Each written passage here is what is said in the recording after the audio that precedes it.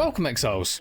Last time we started out our hollow form Ballerina journey where we tore up the campaign, found a nice breach strat, and got our third set of ascendancy points. Now it's time to carry on the progress and take this build to its next level. We've been editing episode 1 for a couple of days and we've logged back in to find a few sales. The big ring we made last episode hasn't sold quite yet and has definitely dropped in value over the last few days, so we've lowered it to 14 divines. Now, before we get too deep into anything, I noticed in POB that I was missing a few permanent buffs from the campaign, so I'm going to quickly head back to those zones and grab those up.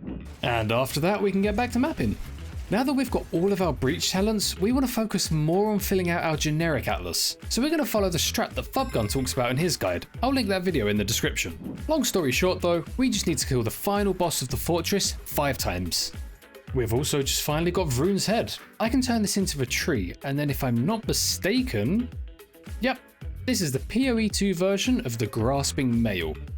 We turn in a few more Signet Womb Gifts and finally find our first breach ring. These are what I need to feed to that Grasping Orchid that I just unlocked. 60 of them will create a Grasping Male body armor, which can have ring modifiers on them, such as flat damage for example. We've reached the first major point within the fortress's progression, the Western Gate. Here we fight against the Precursor Separator, nuking him down with this build's ridiculous damage output. We then activate the Precursor Beacon, which allows us entry into the next section of the fortress. I'm taking a quick side quest to do some expeditions. I've been told about a cool strat to get a really high physical damage quarterstaff for cheap, and it requires a recipe that we can only get in Expedition Islands. Well, I haven't found the recipe yet, but I did find this little quest book, which allows me to trade in 60 unique rings to Danig for a Lore Weave body armor, which can roll some really valuable affixes. Okay... Oh, wait, look at that rarity mod. That could actually be worth quite a bit. You can have all of your rarity in one item, saving you space for more flat damage on your rings. I'm going to post it up for 15 divines, since the cheapest one with this mod is 17 divines right now. But that one also rolled with Onslaught on here, so 15 divines sounds good. From what I can tell, these Lore Weaves roll with 3 affixes that have been stolen from random unique rings. What an amazing idea for an item, there's some insane potential here. I continue working through Expedition in the hunt for the recipe, eventually causing the heavens to crash into the ocean, which turned out to be some kind of weird space worm spider thingy. So instead of seeing if this alien is a kind or loving creature, we keep punching it until it stops moving. I bring you love. It's bringing love, don't let it get away! Break its legs! We carry on with the expeditions for a few more hours and finally find the recipe that we've been looking for. This was meant to be a quick detour and this ended up taking a whole day to do. So, now that I have the recipe to upgrade unique weapons, I can do the high fizz quarterstaff strat that I mentioned earlier. I'll start by buying a warding starlit core. Then I can take it to the Verisium Anvil and forge it for a duality quarterstaff, hoping for high fizz and crit rolls. Yeah, that's kinda meh. I'll have to think about this one. Okay, so I don't think I want to spend all the money from the next steps on a roll that's kind of in the middle range like this. I could sell it for 100x and buy another Starlit Core, but that just kind of works out to be the exact same cost as if I just divined it, so I'm just going to do that. Okay, 2% off of max rolled fizz. Nobody say anything about streamer RNG, that was a completely normal thing to happen. Next up, I'll buy 20 exceptional Verisium and an Olroth's Crest of the Sun, which I can use alongside the duality to runeforge it for a huge upgrade to its damage. And it upgraded the crit chance instead of the fizz. That's depressing. I didn't know that could happen. Honestly, I was doing this as a budget option, but it's really not that budget anymore, and I have plenty of money to spend on making a real quarterstaff now. I'll just post it up for 5 divines and see if anyone buys it. So, let's craft a rare quarterstaff. First, buy a sinister quarterstaff based with a high roll T2% fizz. Then we can use a Greater Essence of Abrasion to upgrade it to rare, guaranteeing a high flat fizz roll. Then, I want to fill up the suffixes, so I'll activate an Omen of Dextral Exaltation and an Omen of Greater Exaltation. This will force my next Exalt to hit a suffix, as well as forcing my next Exalt to slam 2 mods instead of 1. Then I can use a Perfect Exalted Orb to slam, hoping for some attack speed or crit. Double Leech, that's not quite attack speed and crit. Oh well, this isn't my endgame staff anyway, just my staff to swap out of Hollow Palm. I'll hit it with an Ancient Jawbone to give it a higher tier desecrated prefix. Then we'll make our way over to the Well of Souls and activate an Omen of Abyssal Echoes. This will allow me to reroll my Desecration reveal if things go badly. And then we can reveal, praying for a high hybrid fizz or a high flat damage roll. I need to look into this one. Okay, I think I take the T2 cold, that's pretty decent. Now I just need to quality it, add a couple of sockets, and add 2 greater iron runes in, and the staff is done. Actually, you know what? I can do one last thing. I can use an Omen of Whittling, which will guarantee that I remove the lowest tier mod when I use a Chaos Orb, which is the T4 life per enemy killed. Did it just remove T4 life per kill and give me T4 life per kill? Rip 3 divines, I guess, I'm not doing that again. Next up, I want to upgrade my helmet, so I'll buy a magic ancestral tiara with T1 flat energy shield and some good resistance. Then I'll upgrade it to rare with a greater essence of enhancement, giving it a high % energy shield prefix. Then I can hit it with a greater exalted orb, while using an omen of greater exaltation and an omen of dextral exaltation to guarantee 2 suffixes, hoping for high resistances, crit, or rarity. Next I'll use a preserved rib to desecrate the helmet and unveil it at the Well of Souls. Hey, T3 hybrid, not bad. Then we can quality it up, add a socket, and put in a greater iron rune to finish it off. The last thing we want to upgrade for now is our rings. X the Farmer did a great video explaining how to make rings really efficiently, so I'm going to be using his method. Once again, the link to that will be in the description. I'll start by buying a couple of rings with T1 flat damage and T1 rarity or high res. Then I'll use essences to upgrade them. The goal here is to end up with high flat damage, high res, and high rarity, so I'll use a lightning res essence on the ring with rarity and a rarity essence on the ring with res.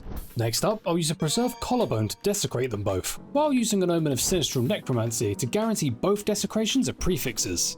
Now I want to give both of these rings an elemental quality different to the flat damage roll that they have, so I'll quality the lightning damage ring with cold quality and the cold damage ring with lightning quality. Then I can use an omen of catalyzing exaltation, which will consume all of that quality to increase the chances of that quality's modifier type, and an omen of greater exaltation to slam 2 mods instead of 1, and then hit them both with a greater exalt.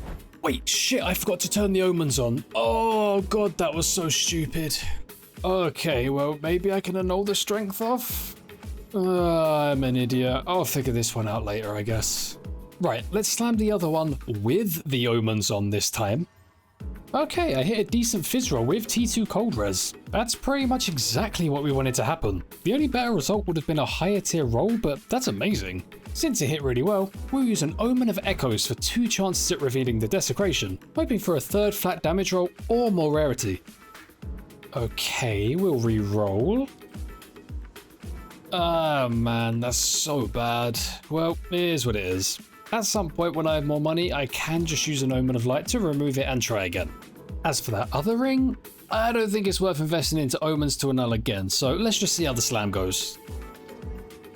Okay, that's completely dead. Rest in peace, buddy. At least now we can finally get back to mapping and hunting down the fortress bosses to fill out our Atlas tree.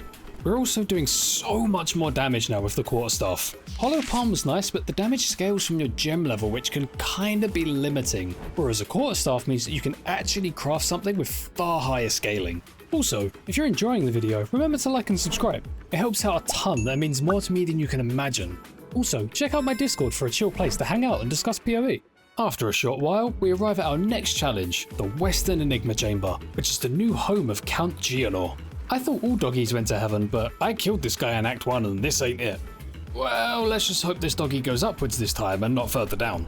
Killing him allows us to pick up our first crisis fragment, meaning that we can move on to the eastern side of the fortress.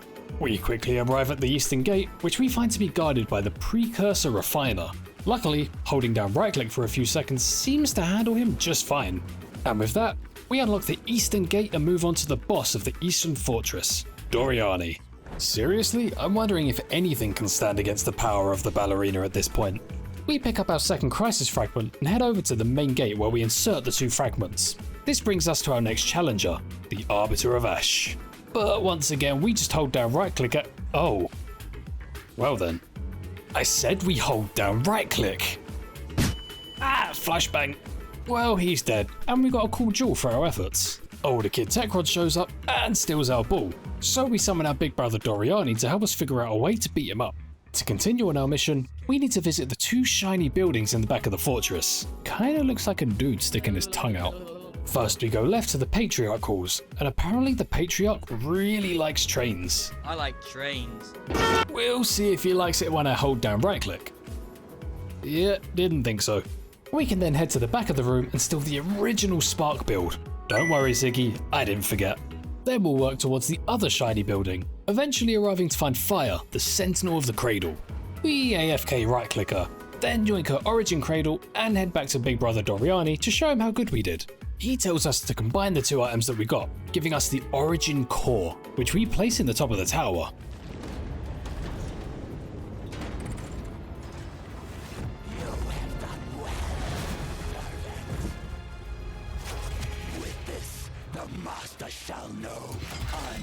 Our bells are really ruining the vibe of this cutscene. Yeah, get fucked, Tekrod. That's what you get for stealing my ball. Damn, dude, what the hell did I do? We face off against Path of Exile Nameless King, who truly does put up a valiant fight to protect the First Edict. It takes us a few attempts, but eventually, he falls just like the rest. And that completes the fortress. Now, to completely fill out my atlas, I need to do that 5 times in total. But instead of hunting down all the fragments to fight the final boss again, I'm simply going to farm up the money to buy them. It should cost around 24 divines for all 4 remaining boss kills, so how do I intend to farm up this currency? Well, more breach of course. It didn't feel too rewarding at first, but it did recently receive some love in a patch, and as my atlas fills up, it should feel juicier and juicier. So, we'll start by killing off the Breach Lords, which we didn't quite have the strength to do in the last episode. Doing so allows me to resurrect Chayula, the Dreamer. I just want to say that as a full-time Breach farmer, this moment had me giggling in my chair like a little schoolgirl with a crush. Oh, what the hell, man? What if I was playing hardcore? The Dreamer tasked me with killing off the twisted amalgamation of all other Breach Lords, Zesht.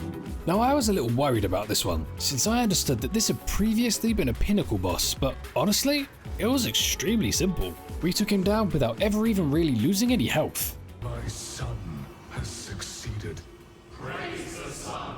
With Zesh dead, we can head back to the Breach Tree. Now, I was previously focusing rings, but I feel like the chances of getting a valuable ring are really low now since we're over a week into the league, so currency seems like the better choice. Generic currency can drop anywhere though, whereas catalysts are breach specific, so I'm going to be targeting those. So, after farming breach for a little while, we're able to take down the Arbiter of Divinity 4 more times, meaning that we now have access to our full Atlas passive tree.